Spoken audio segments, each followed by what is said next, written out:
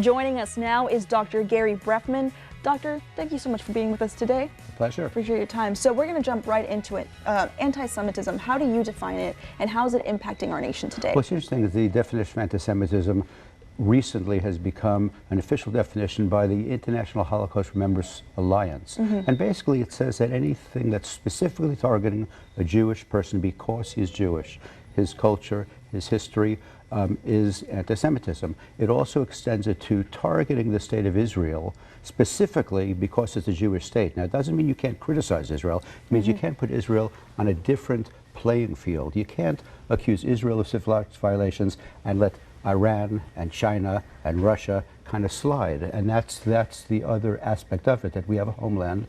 It's the only group that's been reading the same books, praying to the same God, and observing the same religion for thousands of years. So anti-Semitism also includes specific targeting hate against the state of Israel, which is a Jewish state.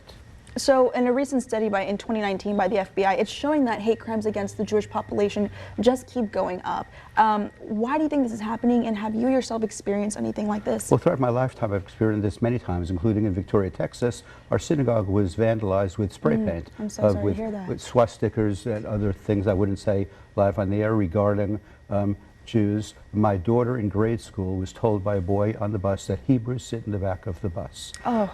And it goes on. I can go on, but in the short time we have, I won't list them. But what you said is true. Almost 60% of all hate crimes in America, which specifically target a group, target Jews, and we're only 2% of the population of America and 0.2% of the population of the world.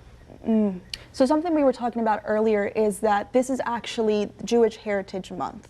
That's which correct. Is something that people don't really know because it gets overseen by other things as well. You recently helped push the Victoria Proclamation. Tell me about that one. Well, the first Jewish Heritage Month has been around for over 20 years. It was a unanimous vote by the House of Representatives and by Congress to declare the month of May Jewish Heritage Month, congratulating and memorializing the Jews who have been part of the American landscape for 350 years. So Mayor Balknight did put out a proclamation condemning anti-Semitism within the city of Victoria, using the IRA definition to define what anti-Semitism is.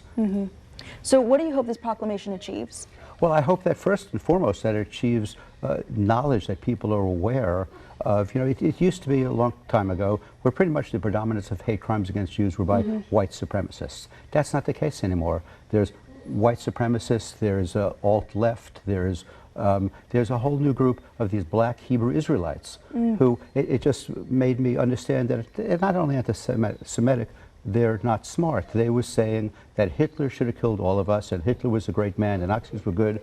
It's like they don't know their history, that in Hitler's first couple of years in power, he killed 25,000 black people, and if a black married a German, the children had to undergo mandatory sterilization. And they're praising Hitler. There's something missing there. Yeah, I think it's lack of education, foremost. But Doctor, thank you so much for being with us today, and thank you for sharing your experience. It's a very powerful one. My pleasure. Thank you so much. Thank you so much. So up next, we visit Palashes, where the local efforts continue to save the historic Luther.